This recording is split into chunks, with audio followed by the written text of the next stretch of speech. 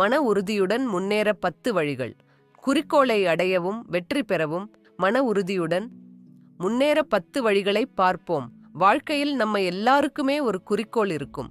ஒவ்வொருவரும் தங்கள் வாழ்க்கைக்காகவும் அந்த குறிக்கோளை அடையவும் ஓடிக்கொண்டுதான் இருக்கிறோம்.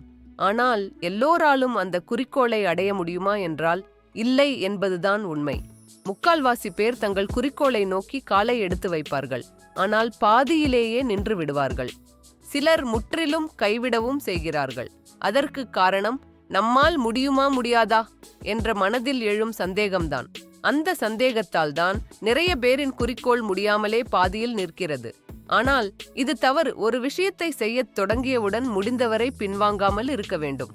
அப்பொழுதுதான் அந்த குறிக்கோளை அடைய முடியும்.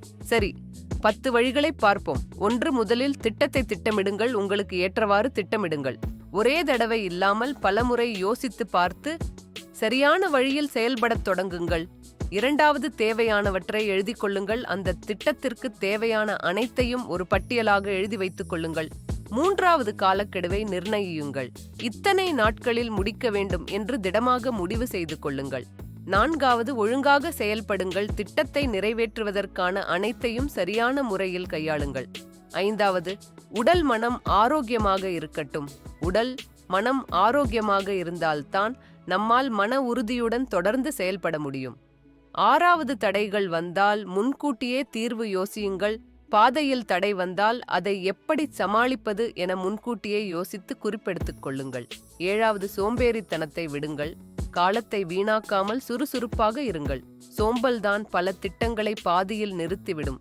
8. இடையில் நிறுத்தாதீர்கள். ஒருமுறை நிறுத்திவிட்டால் அதை மீண்டும் தொடங்க மனம் வராது. காலமும் நழுவிவிடும்.